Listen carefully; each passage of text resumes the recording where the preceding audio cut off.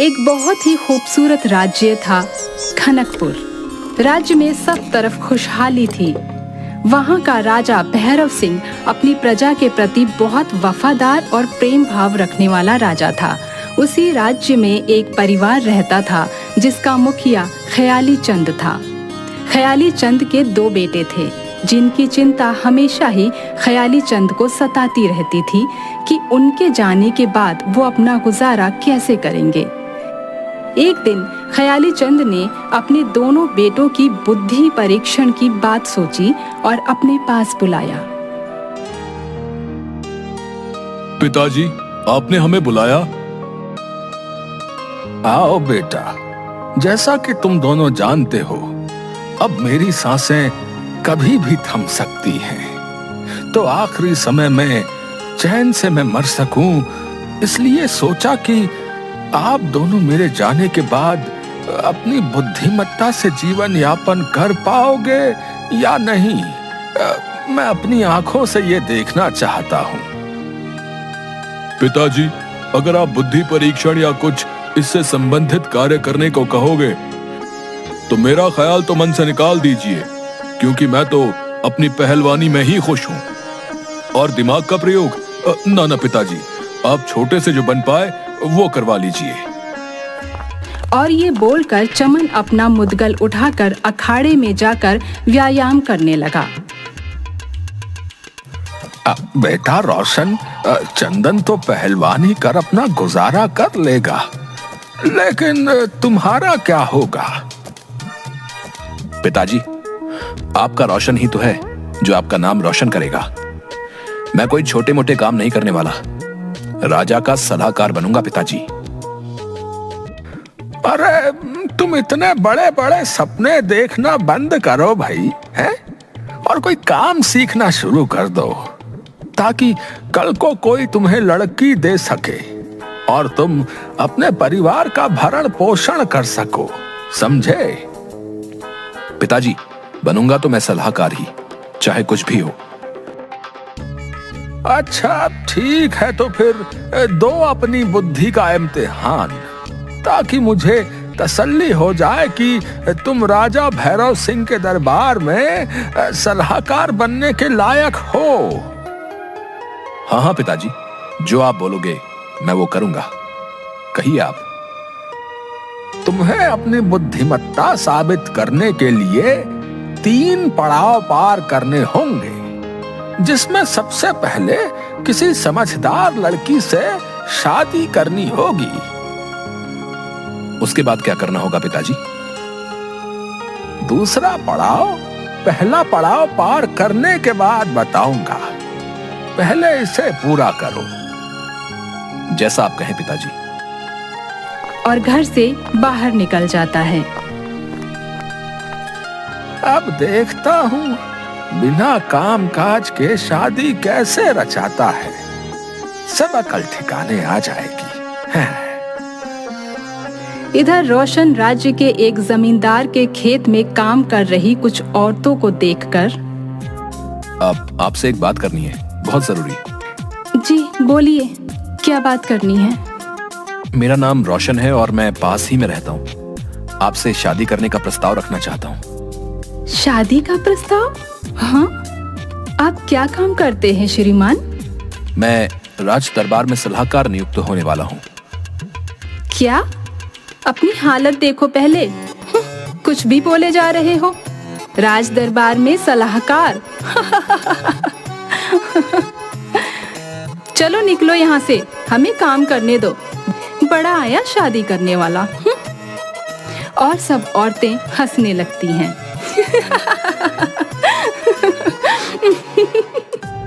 हाँ हाँ जा रहा हूँ, देखना सलाहकार तो बन के रहूंगा। गजब की बेइज्जती कर दी, अब क्या करूं? कुछ और सोचना पड़ेगा।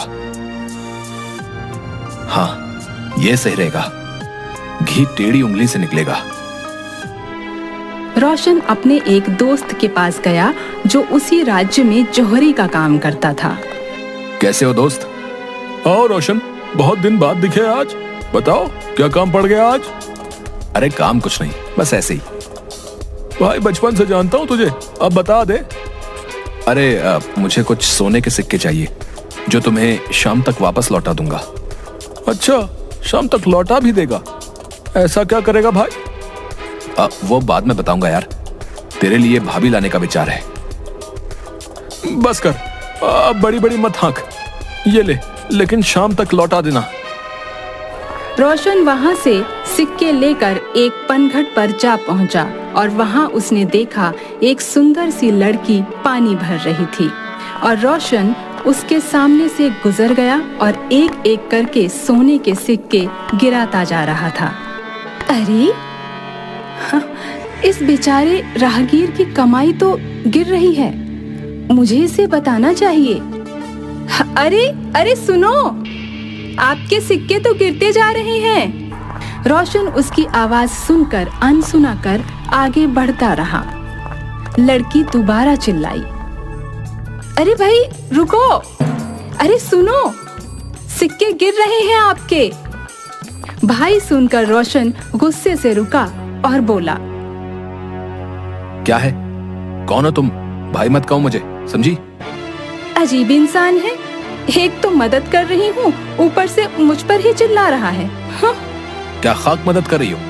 मेरी सारी मेहनत पर पानी फेर दिया। अच्छा जी, उल्टा चोर और कोतवाल को डांटे। हाँ? और नहीं तो क्या, पूरे 2 साल बाद मुझे पसीना आता है जो गिरते ही सोना बन जाता है। अभी बस मुझे पसीना आना शुरू ही हुआ था कि तुमने मुझे टोक दिया। क्या सच में? ऐसा है तो तब तो तुम बहुत ही अमीर इंसान होगे। हाँ, घर गृहस्थी सब बढ़िया होगा। हाँ? और नहीं तो क्या। अब जाने दो मुझे, कहीं ऐसा मत बोल देना कि मुझसे शादी कर लो। वैसे इतनी भी बुरी नहीं हूँ मैं, आप मुझसे शादी कर अपना घर बसा सकते हैं श्रीमान। नहीं नहीं, ऐसा नहीं हो सकता, मैं जा रहा हूँ। देखो, मैं तुम्हारी अर्धांगिनी बनकर रहूंगी, मुझे अपने साथ ले चलो। रोशन की तो मनचाही बात हो गई और दोनों ने मंदिर में जाकर शादी कर ली। उसके बाद अपनी पत्नी को लेकर वो घर आ गया। पिताजी देखो, आपके लिए बहू लाया हूँ। अरे अब तुझे लड़की कैसे मिल गई? आप इस घर में रहते हैं? आप तो बहुत बड़े धोखेबाज हो।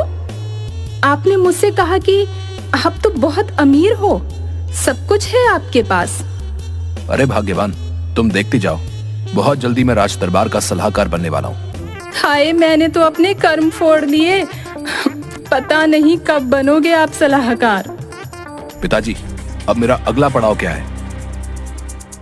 बेटा, पहले पड़ाव में तो तुमने लड़की को बहला फुसला कर शादी कर ली और पूरा कर लिया।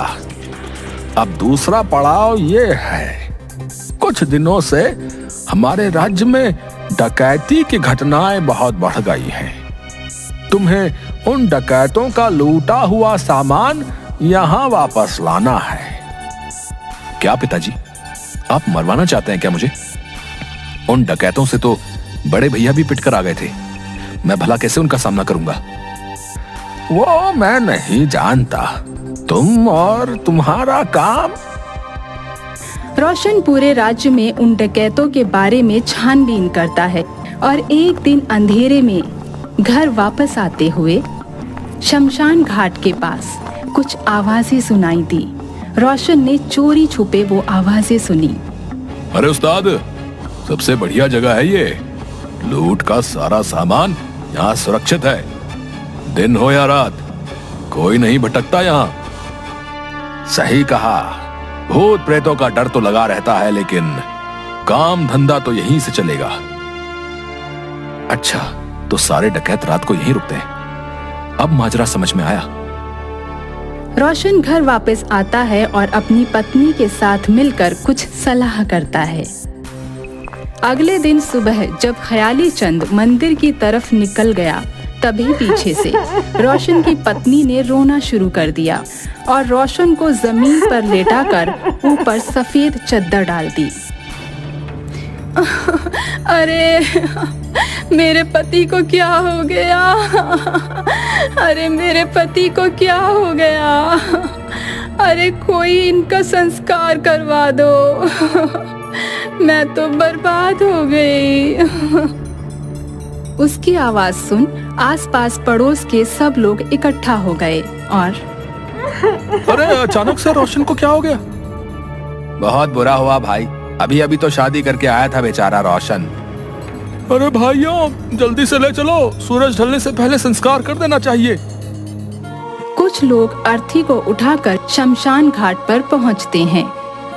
तभी रोशन की पत्नी कहती है, मेरे पति मरने से पहले बोलकर गए थे कि जो मेरा संस्कार करेगा उसका सत्यानाश होगा। क्या? ये क्या बद्दुआ दे गया वो? चलो भाइयों, हम लोग नहीं कर सकते इसका संस्कार। अजीब इंसान था। और सब लोग उसकी अर्थी को शमशान घाट पर छोड़कर भाग गए। उनके जाने के बाद उसकी पत्नी एक पेड़ पर जा चढ़ी। अंधेरा होने पर 5 डकैत वहां पर आए और शमशान घाट पर अर्थी देखकर, अरे ये क्या बला है? इस अर्थी का संस्कार क्यों नहीं किया किसी ने? उस्ताद पता नहीं, कोई अभागा लगता है जिसको अग्नि भी नसीब नहीं हुई। चलो फिर इसका संस्कार तुम लोग कर दो, जो सामान चाहिए लेकर आओ। उनमें से 2 डकैत जाकर सामान लेकर आते हैं और जैसे ही 5 डकैत उस अर्थी के पास आते हैं, पेड़ के ऊपर से आवाज आती है, जितने आपने कहा था पूरे उतने ही हैं। ये सुनकर अर्थी पर लेटा हुआ रोशन बैठ गया। मुंह पर सफेद चद्दर और शमशान में अर्थी सब देखकर डकैतों की हालत पतली हो गई। पूरे 5 होने चाहिए, जितने मैंने कहा था। हाँ हाँ, पूरे उतने ही हैं। ये कोई भूतों की माया है, अपनी जान बचाओ। सब डकैत आनन फानन में सब कुछ छोड़कर वहां से भाग गए। उनके जाने के बाद रोशन अपनी पत्नी से, आ जाओ भाग्यवान, पेड़ से नीचे आ जाओ, काम हो गया है। एक बात तो है, शादी मैंने चतुर और चालाक इंसान से की है। अब इतनी तारीफ भी सही नहीं है। चलो डकैतों का सारा सामान उठाओ और पिताजी के पास चलते हैं, वो चिंतित होंगे। पिताजी, आपका दूसरा पड़ाव भी पार कर लिया, अब अगला पड़ाव क्या है? बेटा, 2 पड़ाव पार कर तुमने साबित कर दिया है कि तुम सच में राज दरबार के सलाहकार बनने के लायक हो। अब तुम्हारा अगला पड़ाव राज दरबार में अपने आप को उचित सलाहकार साबित करना ही है।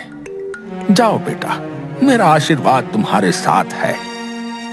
पिताजी, आपके विश्वास को मैं कायम रखूंगा और जल्दी ही अपना यह पड़ाव भी पार कर लूंगा। उसके बाद रोशन राजमहल की तरफ निकलता है। महामंत्री जी, आज पूरे 2 माह बीत चुके हैं, लेकिन अभी तक कोई ऐसा समझदार व्यक्ति नहीं मिला जो हमारे राज दरबार में मुख्य सलाहकार के पद को संभाल सके। क्षमा महाराज, लेकिन कल एक आखिरी आयोजन है जिसमें महल के प्रांगण में मैंने प्रजा में से सलाहकार पद के उम्मीदवारों का आयोजन किया है, जिसमें हम कुछ बिना जहर के सांपों को वहां छोड़ेंगे। जो कोई निडर और साहसी हुआ तो किसी अच्छे तर्क के साथ हमारे लिए उचित उम्मीदवार होगा महाराज। कल इसका फैसला भी हो जाएगा महामंत्री। सभी उम्मीदवार खुले मैदान में खड़े हैं, जिसमें रोशन भी शामिल है। मैदान के पीछे एक दीवार है जिसे कोई भी आसानी से फांद सकता था। ऊंचे मंच पर महाराज भैरव सिंह और कुछ मंत्रीगण विराजमान हैं। योजना अनुसार मंत्री जी ने भीड़ को देखकर सपेरे को सांप छोड़ने का आदेश दिया। अरे सांप, भागो! बाप रे, बहुत जहरीला सांप है, भागो भैया भागो! सब तरफ अफरा तफरी मच गई। सब लोग दीवार फांद के मैदान से बाहर हो गए। सिर्फ रोशन मैदान में खड़ा रहा और सांप उसके आसपास से निकल रहे थे। क्या नाम है तुम्हारा साहसी पुरुष? मेरा नाम रोशन है। क्या मैं जान सकता हूँ कि तुम्हें मौत से भय क्यों नहीं है? मंत्री जी, मौत से भला कौन नहीं डरता, लेकिन यहां पर बात विश्वास और हौसले की है। हम बचपन से महाराज की छत्र छाया में पले हैं और एक पल में ये कैसे सोच लें कि वो हमारी जान बिना किसी वजह के ले सकते हैं। मेरा अपने राजा के प्रति अटूट विश्वास यहां खड़े रहने की वजह है। बहुत खूब रोशन, तुम सच में एक निडर और समझदार इंसान हो। तुम सलाहकार पद के लिए हमारे राज्य के सबसे योग्य प्रतियोगी हो। महामंत्री जी, हमारी तलाश खत्म हुई।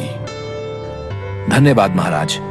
मेरा बचपन का सपना कि राज दरबार का सलाहकार बनूंगा पूरा हुआ।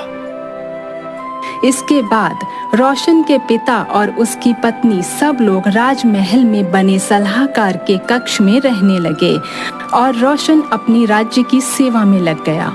किसी ने सच कहा है कि अगर किसी चाह को तुम सच्चे दिल से मांगो और उस पर कार्य करो तो अवश्य तुम पा सकते हो, जैसा कि रोशन ने अपने सपने को सच कर दिखाया।